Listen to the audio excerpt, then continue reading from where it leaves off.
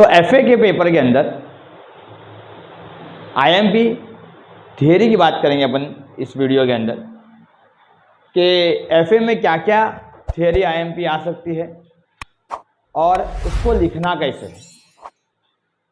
FA के अंदर पास दो पेपर अपने पास है जिसके अंदर अप्रैल 2019 एंड अक्टूबर 2019 के अंदर कुछ क्वेश्चंस आए हैं और नॉर्मली हर टीचर वही क्वेश्चंस को लेकर आईएमपी बता रहा है और बताना भी चाहिए। लेकिन मेरा बोलना ये है कि अगर ये क्वेश्चंस नहीं आते हैं एग्जाम में तो तुम कैसा लिखोगे थियरी, उसके बारे में बात करेंगे अपन। मैंने भी ये वीडियो के अंदर वही लिया है क्वेश्चंस, ये पीपीटी के अंदर वही क्वेश्चंस है जो पास पेपर्स के है। लेकिन मैं साथ ही साथ आपको ये बताऊंगा कि अगर ये आंसर क्वेश्चन नहीं आता है तो क्या आ सकता है और क्या लिखना है। ठीक है, तो पहला हमारा क्वेश्चन है लिमिटेड लाइबिलिटी पार्टनरशिप के ऊपर, एलएलपी चैप्टर है। एलएलपी चैप्टर के अंदर अपने को पूछ क्या सकता है, ऊपर बात करते हैं तो फीचर्स ऑफ एलएलपी पूछ सकता है, difference between LLP and partnership पूछ सकता है, difference between LLP and company पूछ सकता है। मतलब 3-4 क्वेश्चन चांसेस है पूछने के। एक तो फीचर्स पूछ सकता है या खाली पूछेगा एलएलपी होता क्या है, व्हाट इज एलएलपी, या तो right a short note on LLP.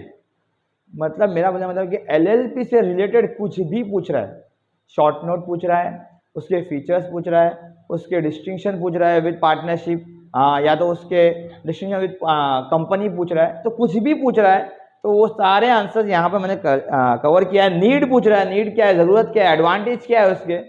तो ये पीपीटी के अंदर अपने को सब कुछ मिलेगा, लगभग के पेपर में जो जो आ सकता है सब कुछ ले लिया है। अगर कुछ नहीं भी आया है तो कैसा लिखना बता दूंगा। ओके, एलएलपी क्या है, hybrid between private company and partnership. Hybrid पता है क्या होता है? हाइब्रिड अपन नॉर्मली मोबाइल यूज करते जिसके अंदर 2 सिम रहता है, बोले हाइब्रिड स्लॉट है। हाइब्रिड स्लॉट मतलब क्या, ये सिम को निकालेंगे तो ये मेमोरी कार्ड लगेगा, बराबर ना। हाइब्रिड समझता, हाइब्रिड तो वही हाइब्रिड यहाँ पर भी है। ओके, उसने क्या बोला कि ये हाइब्रिड है, मतलब मिक्सचर है, सिम की जगह और मेमोरी की जगह एक ही है। तो ऐसा यहाँ पर प्राइवेट कंपनी एंड पार्टनरशिप की जगह एक ही है, मतलब वही जगह पे प्राइवेट कंपनी भी यूज हो रही है और वो जगह पर पार्टनरशिप फर्म भी यूज हो रहा है। जो पार्टनरशिप फर्म एंड कंपनी दोनों अलग अलग है, लेकिन वो बोलते हैं एलएलपी के अंदर दोनों एक ही है, मतलब वहीं पे वो लोग पार्टनरशिप फर्म भी चला रहे और वहीं पे वो लोग कंपनी भी चला रहे। जैसा इसमें लिखा है पीपीटी में आंसर वैसा लिखोगे तो भी चलेगा, क्योंकि एग्जामिनर को थियरी के आंसर्स नहीं चाहिए, उसको ये देखना है कि अकाउंट्स तुमको समझता है क्या। अकाउंट्स वाले को एज अ अकाउंट्स टीचर मैं ये बोल रहा हूँ कि पेज भर भर के आंसर नहीं चाहिए, उसको ये समझना चाहिए, समझ जाता है वो कि तुमको आंसर समझता है। मतलब अपन ने पहले लिख दिया कि भाई लिमिटेड लाइबिलिटी पार्टनरशिप का हेडिंग डाला और खाली ऐसे लिखा hybrid between private limited public limited, और यहाँ पे जो partnership firm plus private company is a limited liability partnership. Clear है, बराबर। मतलब तुम एग्जाम हॉल में भी ऐसा दिखाओगे ना तो भी चलेगा, मैं ये बोल रहा हूँ कि ये जैसा सिंबल उम्बॉल डाल के कराया वैसी। ओके, फिर बाद में क्या बोला, एक बहुत इंपॉर्टेंट चीज कि Indian government pass LLP act on 9/1/2019। ये 2009 के अंदर एलएलपी पास हुआ था, इंडियन गवर्नमेंट ने पास किया था इंडिया के अंदर।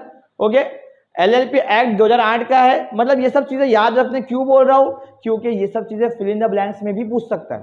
देखो आज का ये थियरी का वीडियो या थियरी का लेक्चर मैं बोलूंगा तो सिर्फ थियरी लिखने के लिए नहीं है, बल्कि तुम्हारे 20 मार्क के ऑब्जेक्टिव भी कहीं ना कहीं इसके अंदर छुपे हुए।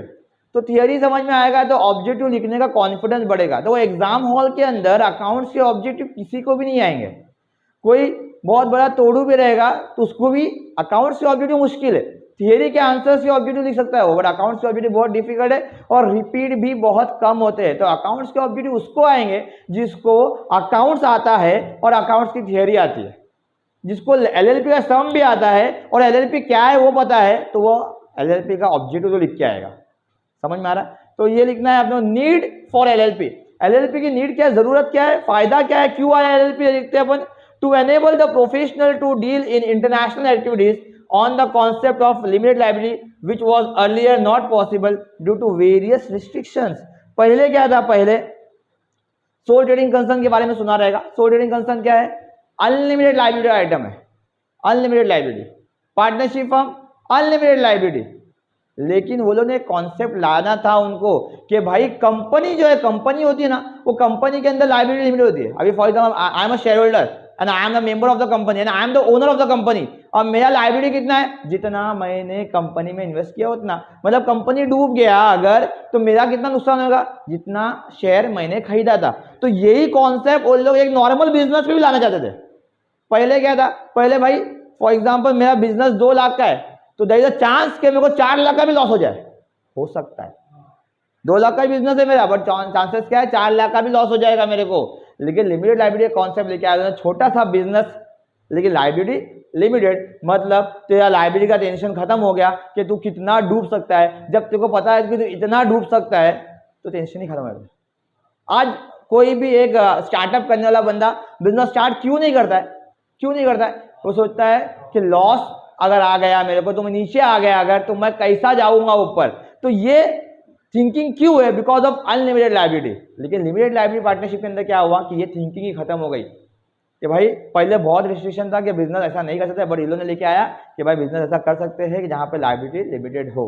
ओके, तो ये नीड का पॉइंट है। ओके, ज्यादा एक्सप्लेन करेंगे तो अपन बहुत लंबा हो जाएगा वीडियो, 22 स्लाइड है, तो यहाँ पर 2-3 पॉइंट और दिए हैं मैंने, तो पढ़ लेना वो। ओके, कुछ हार्ड इंग्लिश में नहीं है, ऐसा नहीं है कि मैंने लिखा है ये सब मैंने टाइप किया है, नहीं भाई, मैंने भी किसी पीपीटी से कॉपी किया है, लेकिन एक जगह पे सारे पीपीटी जमा कर लिया है मैंने। ओके, तो आगे बढ़ेंगे अपन। नीड फॉर एलएलपी पढ़ लेना। फीचर्स, अब फीचर्स के अंदर बहुत सारे फीचर बताया मैंने, तो तुमको जो याद होते हैं ना उसमें वो पढ़ लेना। फीचर्स को ऐसा ही लिखना एग्जाम में, क्योंकि अगर तुम पॉइंट का हेडिंग डाल के लिखोगे ना, तो एक्सप्लेनेशन तुमको 3 से 4 लाइन लिखना पड़ेगा, जो तुम नहीं लिख सकते हो अकाउंट्स के अंदर। तो ऐसा फीचर लिखना, ऐसा। इसके अंदर 10-12 पॉइंट चल रहा है ना? हाँ, 10-12 पॉइंट इनफ है। तुम्हें 10-12 पॉइंट लिखना पड़ेगा? अरे मत लिख 10-12 पॉइंट, 5-6 पॉइंट लिखेंगे ना, तो 4-5 पॉइंट तो खुद से बना के लिख देगा उधर एग्जाम में। क्या है features? Limit liability of partner, पहला फीचर, बराबर। पार्टनर्स की लाइबिलिटी यहाँ पे लिमिटेड है, चैप्टर का ही नाम है। दूसरा फीचर क्या? Flexible form of organisation. Flexible है मतलब you can change the direction of business, you can change the ideas of business, you can opt new ideas, new suggestion, new, मतलब कुछ नया कर सकते हो। आई फॉर एग्जांपल मेरा बिजनेस है, मैं सोप बना रहा हूँ, लेकिन मेरे सोप के अंदर ना कुछ प्रॉब्लम हो गया, मार्केट में चल रहा नहीं है, ज्यादा बहुत बड़ा बिजनेस नहीं है, चेंज करने को टाइम नहीं लगेगा, फैक्ट्री चेंज कर दिया, सोप से हटा के मैंने मैगी चालू कर दिया बनाना, नूडल्स, क्या हो गया उसमें? क्यों? क्योंकि सेटअप छोटा था, तो बिजनेस के अंदर फ्लेक्सिबिलिटी थी। तो ये बिजनेस फ्लेक्सिबल है, तुम कहां भी मोड़ सकते हो, जहां मोड़ना है वहां मोड़ो। Like a partnership firm, like a sole trading concern, तुमको जहां मोड़ना है मोड़ो बिजनेस को। ओके, फिर क्या बोलता है? Administration according to LLP agreement. LLP का एक अग्रीमेंट बना है 2009 में, उसके हिसाब से सा काम चलता है। ओके, फिर required to register with register of companies, जहां पर रजिस्टर ऑफ कंपनीज में एक कंपनी रजिस्टर होती है, वहीं पर तुमको एलएलपी को भी रजिस्टर करना पड़ेगा। मतलब पार्टनरशिप फर्म को रजिस्ट्रेशन कंपलसरी नहीं है, कंपनी को कंपलसरी है, बट एलएलपी जो है ये हाइब्रिड मॉडल है, जिसका partnership firm and private company का, तो इसको तुमको रजिस्टर करना पड़ेगा, बराबर। तो ये 4 पॉइंट, इसके अलावा भी बहुत सारे पॉइंट्स हैं, तो ये पॉइंट्स पढ़ लो थोड़े बहुत। 4 पॉइंट मैंने एक्सप्लेन किया, 3-4 पॉइंट तुम लोग खुद से पढ़ लो, 8-9 पॉइंट का आंसर किया चलेगा। तुमको मैं क्या बता रहा हूँ, एलएलपी पूछेगा, अगर एलएलपी पूछेगा तो तुमको फीचर्स लिखना है, तुमको पहला स्लाइड में से ये लिखना है, ये पार्ट लिखना है, नीड में से 1-8 पॉइंट लिखना है, तुमको फीचर लिखना है। खाली कहाँ बोल रहा हूं मैं, कहाँ एलएलपी पूछेगा, तो जब तुमको एलएलपी के फीचर्स बोला है कि फीचर्स ऑफ एलएलपी, तो तुमको स्टार्ट में तो ये लिखना ही है, ये पार्ट तुमको सब में लिखना है, और उसके बाद डायरेक्ट नीड मत लिखना, फीचर स्टार्ट कर देना। ओके, एग्जामिनर को बड़ा आंसर नहीं चाहिए, एग्जामिनर को क्वालिटी चाहिए। ओके, इकोनॉमिक्स या एचआरएम का पेपर नहीं है जिसके अंदर पेपर भरो मार्क्स मिलेगा, ऐसा नहीं है। यहाँ पर एक पेज पे भी 5 मार्क्स मिल जाता है अगर तुमने बराबर से आंसर लिखा है तो। ओके, आगे बात करें ऑडिट एंड टैक्सेशन। ये कैसा पॉइंट है कि अगर एलएलपी का ये आंसर पूछा कि LLP audit and taxation define करो, आज तक कोई पेपर में नहीं आया है, आईनापुरे के चैप्टर में नहीं है, लेकिन सिलेबस का पार्ट नहीं है, बोल नहीं सकते, क्योंकि एलएलपी हमारे सिलेबस में है। एलएलपी की थियरी में क्या आ सकता है नहीं बोल सकते, बट ऑडिट एंड टैक्सेशन का आंसर अभी तक नहीं आया, मेरे हिसाब से भी नहीं आएगा, लेकिन एक बार ऐसा गो थ्रू कर लेना कि क्या क्या है इसके अंदर। अगर पूछेगा तो वहां पे रोना नहीं रोनेगा, ले यार शिट, मतलब ऐसा, हाँ क्यों नहीं करके आए, तो खाली पढ़ लेना, याद मत करना, खाली पढ़ लेना कि अगर इनके खुदा ना वास्ता आ गया तो थोड़ा बहुत दिमाग में आएगा अपने को, तो अपन थोड़ा बहुत लिख देंगे। मैं ये भी बोल रहा हूँ 99% केस के अंदर, 99.99% के अंदर नहीं आएगा ये, लेकिन अगर आता है तो थोड़ा बहुत लिखने को आना चाहिए वहां पर, बस। और कुछ इसलिए एक्सप्लेन नहीं करेंगे इसको, अपन ज्यादा आगे बढ़ेंगे, ये उसी के पॉइंट्स है। हाँ ये आंसर मुझे लगता है आएगा, मेरी थिंकिंग है कि ये एलएलपी का आंसर पूछना चाहिए, बाकी पता नहीं क्या आने वाला है। कि अगर नहीं पूछता है ये आंसर और खाली एलएलपी पूछता है तुमको तो भी लिखना ही है, क्योंकि कंपैरिजन बताना बहुत जरूरी कि एलएलपी है क्या।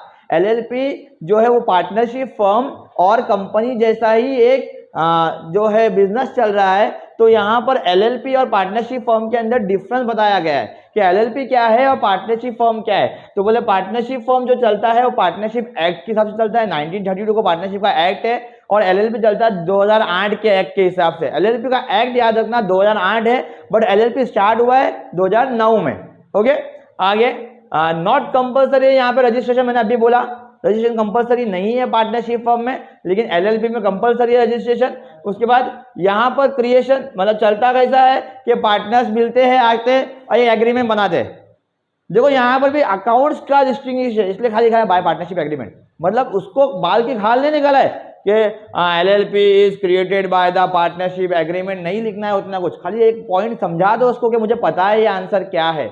ओके, बाय पार्टनरशिप एग्रीमेंट, यहाँ पर बाय लॉ, यहाँ पे कानून डिसाइड करेगा कि एलएलपी कैसा चलाना है। ओके, देन लीगल स्टेटस है, सक्सेशन है, ओनरशिप है, लायबिलिटी ऑफ पार्टनर्स है, माइनस पोजीशन है, सारे के सारे पॉइंट्स को एक बार पढ़ लेना, आसान पॉइंट्स है एकदम, एक एक लाइन 1.5 लाइन के पॉइंट्स है। तो liability of partners unlimited, limited, ये तो सबको मालूम है कि वर्ड के अंदर ही लिमिटेड लायबिलिटी पार्टनरशिप बोलने का मतलब क्या है कि अकाउंट्स के आंसर को तुमको आसानी से लिखना है। लास्ट है ये एलएलपी के अंदर जैसे comparison between the private limited company and LLP. अपन ने कंपैरिजन देखा अभी पार्टनरशिप फर्म एंड एलएलपी का, अभी कंपनी और एलएलपी का। तो कंपनी और एलएलपी के पहले क्या है, ये कंपनीज एक्ट 1956 के साथ चलता है, अभी अमेंडमेंट आया है 2013 का, लेकिन 1956 को भूल नहीं सकते, पहला एक्ट 1956 है, इसलिए यहाँ पे 1956 लिखा है। अगर कोई बच्चा 2013 लिखना चाहता है तो 2013 भी लिख सकता है, प्रॉब्लम नहीं है, या इससे अच्छा लिखना है तो कंपनीज एक्ट 1956 अमेंडेड इन 2013, ये प्रॉपर तरीका है। ओके, देन आगे लिमिटेड लायबिलिटी पार्टनरशिप 2008 में हुआ, पता है अपने को, must contain the suffix limited, मतलब इसके साथ में प्राइवेट लिमिटेड या लिमिटेड आना जरूरी है, और इसके बाद इसमें कोई सा क्या है एलएलपी आना जरूरी है।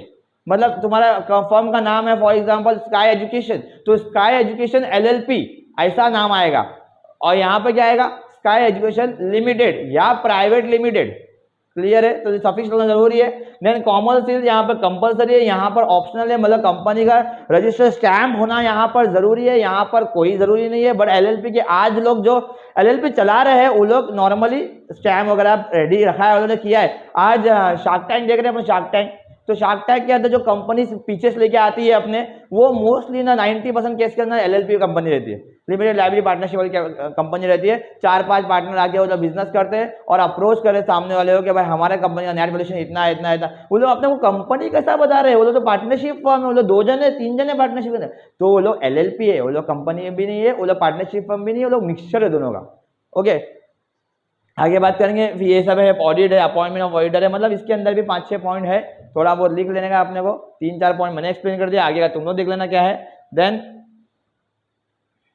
Benefits as compared to corporate firm, मतलब अगर तेरे को बिजनेस देखना है, बिजनेस में और एलएलपी के कंपेयर करेंगे अगर, तो एलएलपी अच्छा क्यों है वो आंसर है, मतलब एलएलपी बेनिफिशियल क्यों है। तो पहला easy to form, run and manage, बराबर, ज्यादा मगजमारी नहीं, थोड़ी सी मगजमारी में बिजनेस स्टार्ट हो जाएगा, बराबर। दूसरा internal structure and governance through mutual agreement, हम दोस्त लोग हैं, बचपन से दोस्त थे, हम लोगों ने मिलकर बिजनेस चालू किया, दोनों एक दूसरे को जानते हैं, दोनों को पता है कि इसका स्ट्रॉन्ग पॉइंट क्या है, इसका स्ट्रॉन्ग पॉइंट क्या है, दोनों को पता है कि दोनों का वीकनेस क्या है, दोनों का स्ट्रेंथ पता है, वीकनेस पता है, थ्रेट पता है, अपॉर्चुनिटी पता है, स्वॉट एनालिसिस हमारे को अच्छे से है, बोलने का मतलब सब कुछ पता है, तो ये करना बहुत आसान है।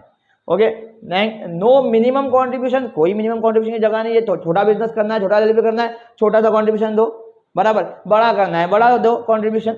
लेस गवर्नमेंट इंटरवेंशन, कंपनी के अंदर गवर्नमेंट का बहुत बड़ा मगजमारी रहता है, बट एलएलपी के अंदर कोई कंपनी आगे पूछती नहीं है, सॉरी कोई गवर्नमेंट आगे पूछती नहीं है कि भाई तुम्हारा क्या चल रहा है, क्या प्रॉफिट है, या न्यूज़पेपर में तुम्हारा ऐड दो, या न्यूज़पेपर में तुम्हारा बैलेंस शीट देना पड़ेगा, जैसा हर कंपनी को देना पड़ता है।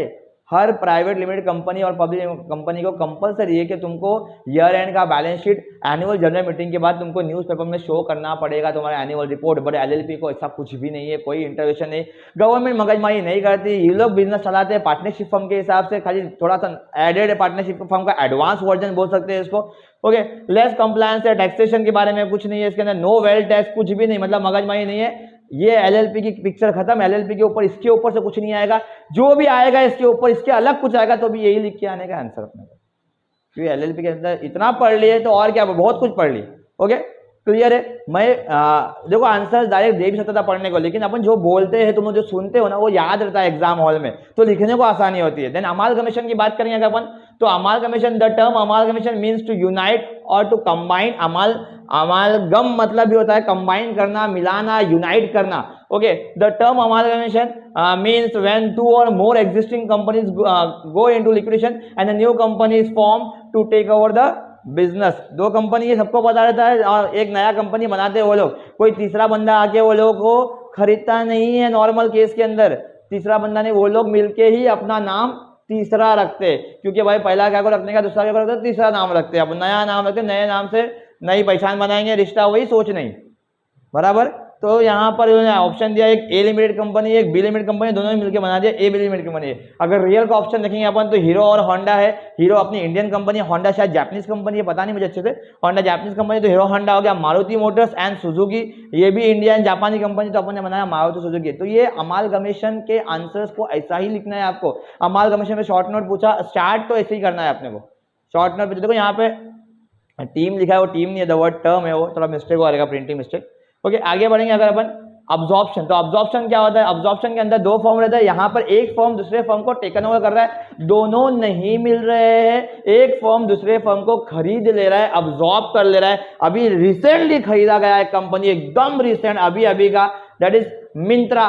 पता है मिंत्रा शॉपिंग ऐप है, कौन खरीदा, फ्लिपकार्ट। नाम चला रहे आज भी वो लोग मिंत्रा से, क्योंकि मिंत्रा का आज भी ब्रांड इमेज मार्केट में बहुत ज्यादा है, बट मिंत्रा बिक चुका है।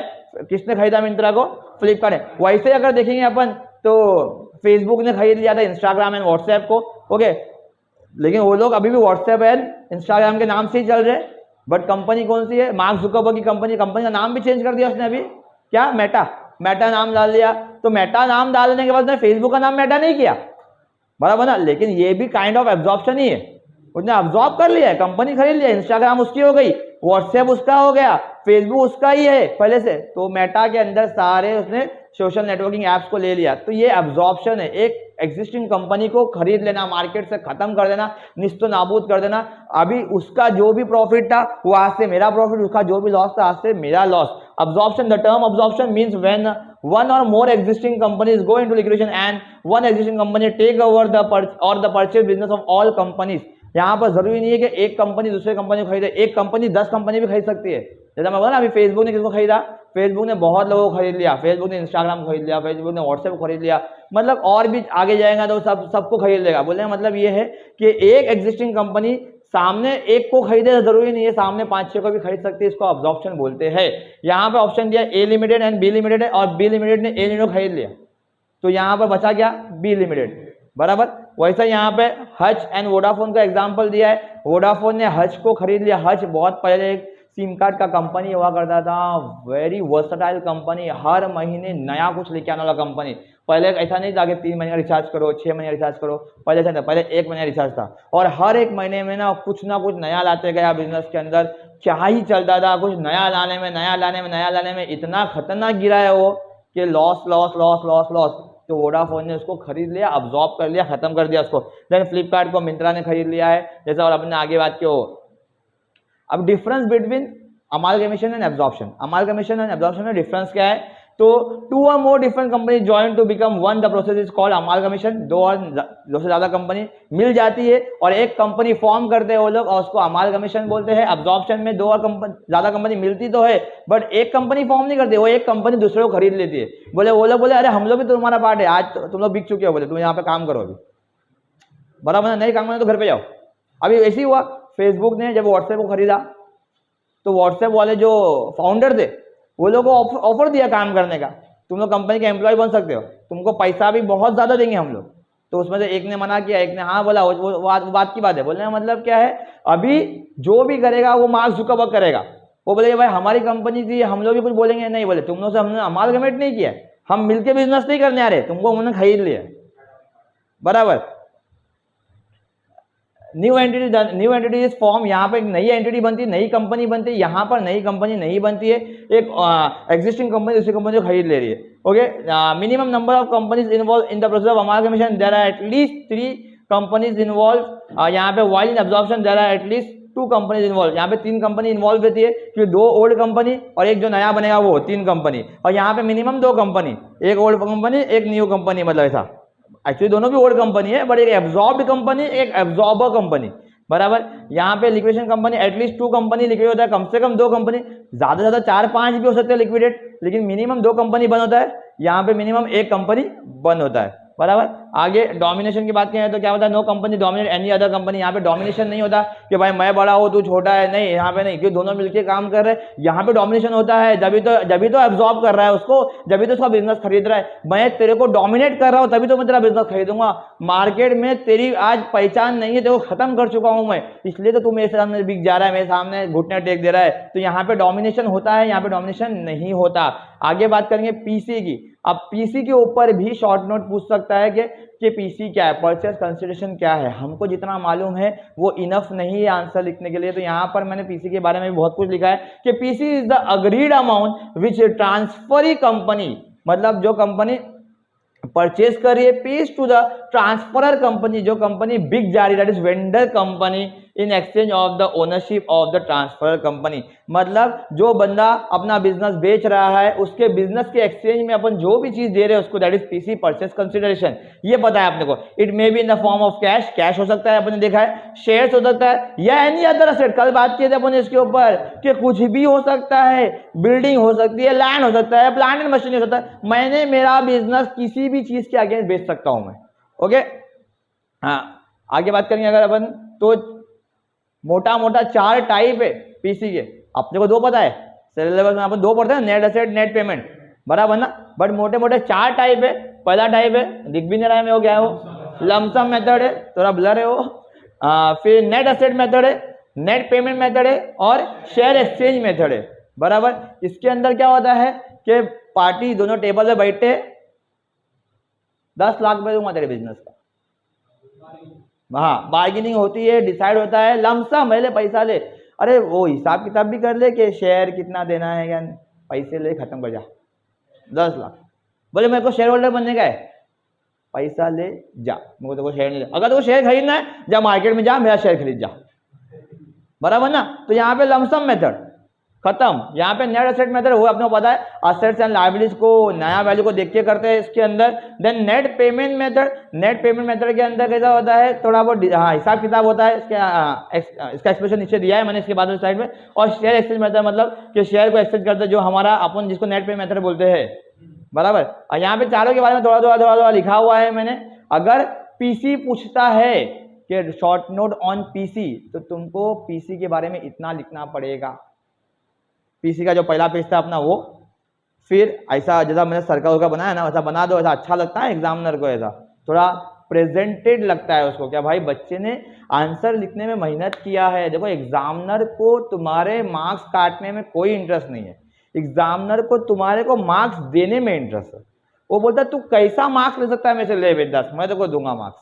तो थोड़ा ऐसा उसको डेकोरेटिव लिखो, थोड़ा अच्छा लिखो। डेकोरेटिव मतलब थोड़ा फूल पत्ते चिपका मत देना वहाँ पे, लेकिन क्या है अपने को थोड़ा अच्छा लिखना है, प्रेजेंटेड अच्छा, मतलब आंखों को अच्छा लगे। अभी फॉर एग्जाम्पल अपन घर में खाना खाते हैं, हमारे घर में खाना बहुत अच्छा बनता है अल्हम्दुलिल्लाह, खाना हम लोग खाते हैं। वैसे ही होटल में भी खाना खाने अच्छा लगता है, बट होटल का खाना ज़्यादा अच्छा लगता है अपने को, क्योंकि जब वो आता है ना तो वो खाना, अभी आप लोग बता, मुझे नहीं पता कि कोई कब्सा राइस खाए यहाँ पे, कब्सा राइस किसी ने नहीं, कोई बात नहीं।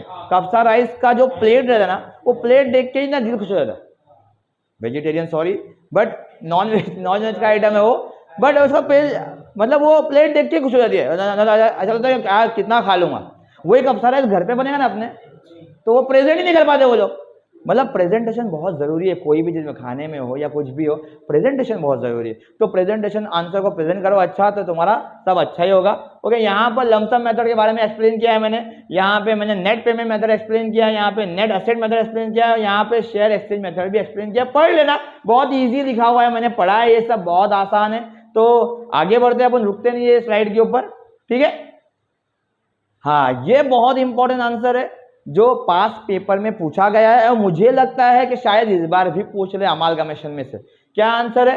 That is a difference between या comparison between pooling of interest method and purchase method. ये आंसर तुम्हारे पास पेपर में आया हुआ आंसर है, बहुत अच्छा आंसर है। पूरा आंसर यहाँ पे मतलब डिस्टिंक्शन मैंने एक्सप्लेन किया है, तुमको डिस्टिंक्शन ऐसा लिखना है, ऐसा लिखो, तुमको पैराग्राफ वाइज लिखना, पैराग्राफ वाइज लिखो, जैसा लिखना लिखो, ये अच्छा बेटर तरीका लिखने का। ओके, मीनिंग बताया कि पुलिंग ऑफ इंटरेस्ट होता क्या है। तो pooling of interest method of accounting is one in which the asset, liabilities and reserves are combined and show at the historical value as of the date of the amalgamation. इसके अंदर क्या होता है, इसके अंदर कोई नया वैल्यू नहीं होता। बोले मेरा असेट का वैल्यू 4 लाख है, मैंने 4 लाख खरीदा था, मशीन थी 4 लाख की खरीदी, that is the historic value, या तो बुक वैल्यू बोलते हैं ना, बुक वैल्यू। तो दैट बुक वैल्यू के ऊपर यहाँ पे हिसाब किताब होता है। बोले अरे डेप्रिशिएट हो गया होगा ना, नहीं नहीं नहीं नहीं, मेरा वैल्यू 4 लाख तो 4 लाख ही है भाई। बट यहाँ पर ऐसा होता है कि अपन अमालगमेशन कर रहे हैं, ऐसा होता है नहीं, अमालगमेशन नया वैल्यू होता है, फ्लक्चुएट होता है। हाँ, वैल्यू बढ़ भी सकता है, वैल्यू कम भी सकता है। भाई लैंड मैंने लिया था 2000 में, जिसका वैल्यू था 10 लाख रुपए, आज 2022 में उसका वैल्यू 50 लाख रुपए है भाई। तो 50 लाख रुपए यहाँ चलेगा, यहाँ नहीं चलेगा, यहाँ 2 लाख रुपए, बराबर। तो यहाँ पे डेप्रीसिएशन भी नहीं, यहाँ पे एप्रीसिएशन भी नहीं। यहाँ पर मर्जर होता है, मर्ज होता, यहाँ पे एक्विजिशन होता है। अब मर्जर और एक्विजिशन में फर्क मालूम पड़ना चाहिए। मर्जर मतलब मिल जाना, और एक्विजिशन मतलब होता है खरीद लेना। ओके, तो यहाँ पर इसलिए अपन बोलते हैं ना कि नया फर्म दोनों फर्म को खरीद ले रहा है, बराबर, हो रहा वो भी मर्जर ही है। बट यहाँ पर मर्जर प्रॉपर मर्जर ही होता है, मतलब आधे राइट्स तेरे पास तो आधे राइट्स मेरे पास। अगर तेरा बिजनेस 10 लाख का है, मेरा बिजनेस 40 लाख का है, तो 4 गुना राइट मेरे पास, 1 गुना राइट तेरे पास। यहाँ पर प्रॉपर मर्जर होता है, प्रॉपर एकदम। यहाँ पे ऐसा नहीं होता। यहाँ पे अगर तेरा बिजनेस 10 लाख का है और मेरा 15 लाख का है ना, तो भी राइट दोनों के बराबर रहेंगे, अपन दोनों मिलकर बिजनेस करने वाले हैं।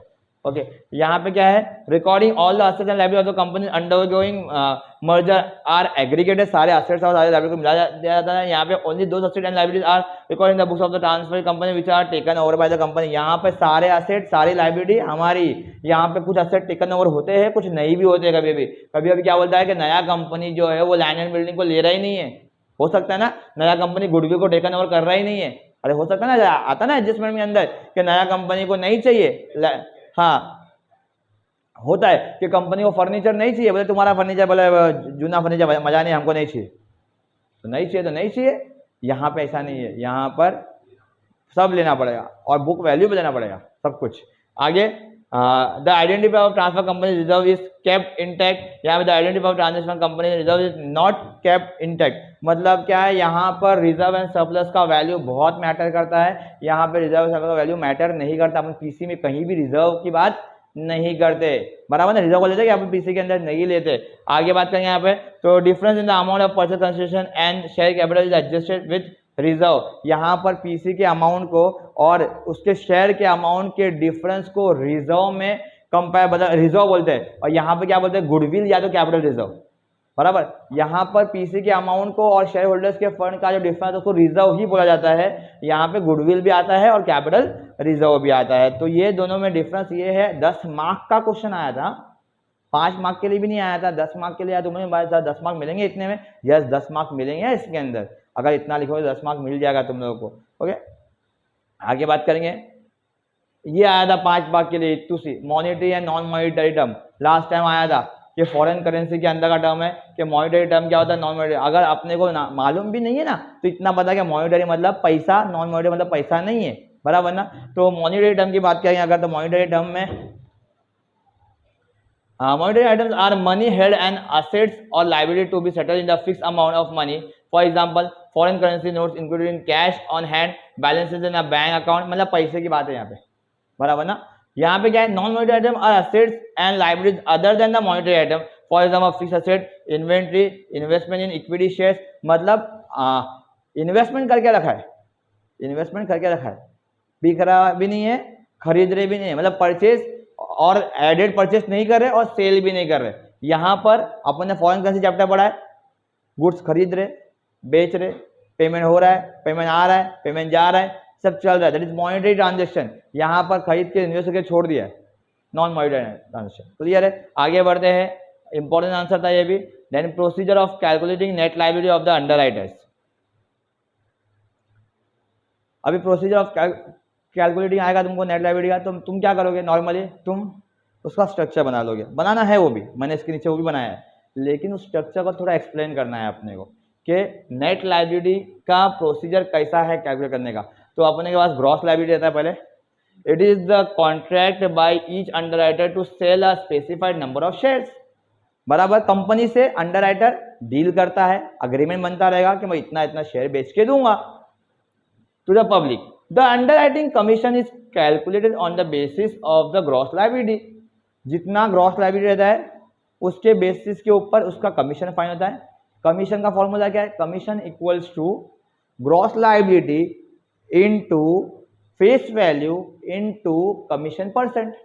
मतलब अगर मेरी लायबिलिटी 1 लाख की है कि मैं 1 लाख का शेयर, सॉरी 1 लाख शेयर बेच के दूंगा, तो शेयर का वैल्यू कितना है, 10 रुपया, तो 10 लाख रुपए के शेयर बेच के दे रहा हूं मैं, तो 10 लाख रुपए में वो कमीशन मिलेगा। कल तुमने वो पूछा ना, वो कमीशन का अमाउंट ऐसा क्यों है, तो कमीशन मिलता है अमाउंट के ऊपर, नंबर ऑफ शेयर्स पे नहीं। तुम्हारा कमीशन देखो, कभी तुम अंडरराइटिंग करते होंगे ना, तो तुम्हारा कमीशन कुछ अलग रहेगा और कमीशन नीचे ना अमाउंट कुछ अलग आ रहा है। क्या अलग इसलिए आ रहा है कमीशन, बिकॉज कमीशन फाइंड होता है अमाउंट के ऊपर, ग्रॉस लायबिलिटी के नंबर ऑफ शेयर्स पे नहीं, अमाउंट पे फाइंड होता है कमीशन। समझ में आ रहा है मैं क्या बोल रहा हूँ? फॉर एग्जाम्पल मैं अंडरराइटर हूँ, मेरे को 10 लाख शेयर बेचने दिया उसने, कितने शेयर, 10 लाख शेयर, तो मैं 10 लाख शेयर पे कमीशन फाइंड नहीं करूंगा, वो 10 लाख शेयर कितने रुपए के, 1 करोड़ रुपए के शेयर से हो, तो 1 करोड़ पे मैं कमीशन फाइंड करूंगा, क्योंकि मैं सामने वालों को 1 करोड़ का बिजनेस दे रहा हूँ, तो 1 करोड़ का बिजनेस दे रहा हूँ तो कमीशन भी 1 करोड़ के ऊपर लूंगा, 2%, 5%, वो कितना भी लूंगा। बराबर, चलो हाँ 5% ही आ रहा है नॉर्मली, नॉर्मली तुमको जो आएगा ना एग्जाम में वो 5% ही रहेगा। ओके, आगे, और तुमको कुछ बोलेगा भी नहीं, वो दिया रहेगा क्वेश्चन के अंदर। आगे बात करनी है अपन of irrespective of the whether share. हाँ, ये बहुत बड़ी बात बोला, irrespective of whether shares are subscribe by the public whether the underwriter have to take the remaining shares. मतलब अगर कंपनी मार्केट में शेयर्स, सॉरी अंडरराइटर मार्केट में शेयर्स बेचने में कामयाब हो गए तो वेरी गुड, लेकिन नहीं कामयाब हुए तो उनको खुद को रखना पड़ेगा शेयर्स को। बराबर, और जो उनको रखना पड़ता है शेयर्स, उसी को तो कहते हैं नेट लायबिलिटी। बराबर ना, जो बच जाते हैं लास्ट में वही तो नेट लायबिलिटी है। तो net liability this refers to the number of shares to be taken by the each underwriter when the public has not subscribe. Public ने सब्सक्राइब नहीं किया, तो आसान शब्दों में लिखा हुआ है, एकदम ज्यादा डिफिकल्ट नहीं है। To the same firm application are added to the net liability, और नेट लायबिलिटी में फर्म एप्लीकेशन भी ऐड हो जाता है। बराबर ना, लास्ट में अपना फॉर्मेट क्या है, net liability add firm underwriting. बराबर ना, उतना लिखने का और ये बना देने का, बस जो अपना है, ये अपना फॉर्मेट है ना, gross liability less mark application, ये लिख देने का बस। क्लियर है? पूरा मार्क मिलेगा, 10 मार्क का आया था ये भी। देखो 5 मार्क के आंसर्स हो या 10 मार्क के हो, अपने को समझने का कि अपन जितना पढ़ के जा रहे हैं उतना पूरा लिखना है अपने। क्लियर है? ओके, आगे बात करेंगे अपन types of underwriting. One of the, ये भी इंपॉर्टेंट आंसर है, टाइप्स ऑफ अंडरराइटिंग। अंडरराइटिंग के कितने टाइप्स है, तो तुम्हारे को बहुत ज्यादा टाइप नहीं है, तुम्हारे को फर्म अंडरराइटिंग का एक टाइप है, लेकिन नॉर्मल केस के अंदर फर्म अंडरराइटिंग बहुत बड़ा है और अंडरराइटिंग बहुत बड़ा है। तो ये 4 टाइप में बांटा गया है। आइनापुर के अंदर शायद आंसर नहीं है इसका, लेकिन तो भी पास पेपर में आया है। मैं बोला था ना अभी थोड़ी देर पहले कि तुमको चैप्टर के आंसर जरूरी नहीं है कि तुम्हारे टेक्स्ट बुक से आए, टाइप्स ऑफ अंडरराइटिंग का आंसर आया है, जबकि अंडरराइटिंग का टाइप दिया हुआ ही नहीं है आइनापुर के टेक्स्ट बुक के अंदर। तो ये निकाला है मैंने कि complete underwriting, partial underwriting, syndicate and firm underwriting, इनको चारों को एक्सप्लेन भी किया है, लेकिन तुमको लिखना ऐसा ही है इसको। वंस अगेन लिखना ऐसा है, पहले ऐसा बताओ उसको कि 4 टाइप है, झाड़ बनाओ ऐसा, बराबर, ट्री डायग्राम, फिर चारों को एक्सप्लेन करो ऐसा। कंप्लीट अंडरराइटिंग क्या होता है, बहुत सिंपल लैंग्वेज में लिखा हुआ है, एकदम समझ में आ जाएगा। कंप्लीट क्या है, पार्शियल क्या है, देखो बहुत कुछ बताना है अपने को, ये तीसरा टॉपिक चल रहा है। बराबर, तो आगे बढ़ते हैं, ये पढ़ लेना, बहुत ईजी है, बहुत ज्यादा ईजी लिखा है, मैंने लिखा है ये।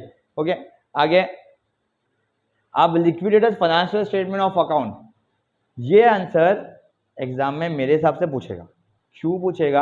अब पूछेगा तो तुमको लिक्विडेटर का फाइनेंशियल स्टेटमेंट नहीं बनाना है बॉस, तुम बना के आ जाओगे कि भाई रिसीव पेमेंट, रिसिप्ट में ये आता है, टू सरप्लस फ्रॉम सिक्योरिटी, ये वो फलाना ढिंकाना, नहीं नहीं नहीं नहीं नहीं, वो बनाओ चलेगा, प्रॉब्लम नहीं है, वो बनाना है अच्छी बात है, लेकिन उसको एक्सप्लेन करना जरूरी है। जैसा मैंने बोला ना अभी अंडरराइटिंग के केस के अंदर, वो बनाओ फॉर्मेट बनाओ, लेकिन उसको एक्सप्लेन तो करो वो है क्या। तो यहाँ पे प्रॉपर एक्सप्लेनेशन है हर एक चीज का, क्या क्या है कि मीनिंग, कि भाई ये स्टेटमेंट का मीनिंग क्या, statement showing summary of receipt and payment, बराबर, is known as the liquidated statement of accounts, जिसके अंदर रिसिप्ट एंड पेमेंट की बात की गई है।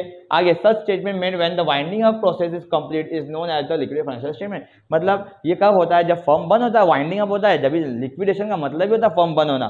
ओके, आगे बात करेंगे अगर तो रिसिप्ट में क्या क्या आता है, while preparing the liquidated statement of account receipt are shown in the following order, बराबर। पहला रिसिप्ट क्या लिखते हैं अपन, सबसे पहला रिसिप्ट नीचे लिखते हैं टू सरप्लस वाला आइटम, असेट, हाँ वही टू सरप्लस के अंदर असेट रियलाइज, बराबर ना। ओके, तो ऐसे ही पहला point, amount realise from asset are included in the prescribe order, पहला, in case of asset specially pledge in favour of creditor only the surplus from it any entered as a surplus from the securities, मतलब कोई भी asset अगर तुम्हारे कोई liability के against है तो उसको एडजस्ट कर देना अपन, लोन हो, क्रेडिटर्स हो, सिक्योर क्रेडिटर्स को एडजस्ट कर देना अपन।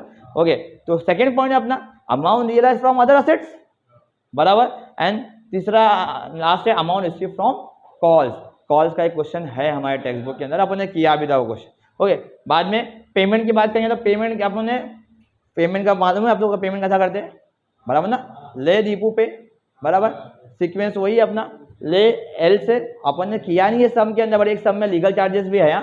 जब मैंने तुमको क्वेश्चन दिया ना 10-12 क्वेश्चन, हाँ उसमें लीगल चार्जेस है, बराबर आता है वो, तो सबसे पहला लीगल चार्जेस ही पे होगा, लीगल चार्जेस रेम्यूनरेशन से भी पहले पे होगा, बराबर।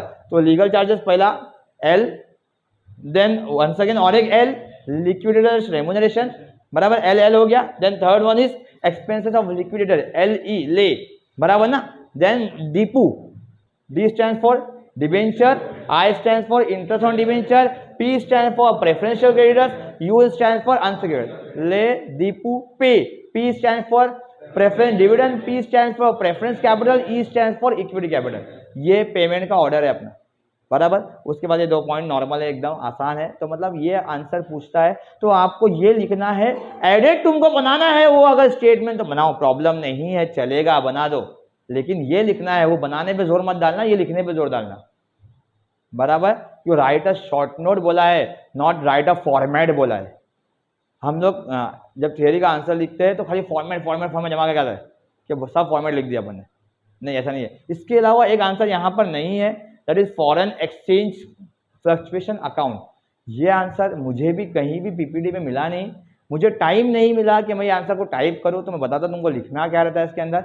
एक कोई भी सम, अगर उसने पूछा है फॉरेन एक्सचेंज फ्लक्चुएशन अकाउंट बताओ, एक कोई भी सम तुमको आया रहेगा फॉरेन करेंसी का, बराबर, वो क्वेश्चन उतारना, वहां पर क्वेश्चन का नाम वगैरह चेंज कर देना, डॉलर वगैरह चेंज कर देना, बराबर, क्वेश्चन उतारना बोल रहा हूँ मैं, क्वेश्चन, उसके बाद उसका जनरल एंट्री पास नहीं करना, उसका फॉरेन करेंसी का अकाउंट बनाना, और थोड़ा एक्सप्लेन करना कि कोई चीज डेबिट में आई है तो क्यों आई है, बिकॉज लॉस हो गया है फर्म को इसलिए वो डेबिट में आई है, प्रॉफिट क्रेडिट में क्यों आएगा, फर्म को प्रॉफिट हो गया है, थोड़ा एक्सप्लेन कर देने का उसको। मतलब पहला क्वेश्चन जब तुम लिखोगे तो वही 5-6 लाइन भर देगा, स्टेटमेंट बनाओगे फॉर्मेट बनाओगे तो वो 10 लाइन भर देगा, 15-16 लाइन उधर हो गया, और लास्ट 5-6 लाइन के अंदर एक्सप्लेन कर दो कि प्रॉफिट हुआ है कि लॉस हुआ है। उम्मीद करता हूँ कि पूरा फाइनेंस का थ्योरी क्लियर रहेगा, इसलिए लाइक करो, शेयर करो और सब्सक्राइब करो। Thank you so much.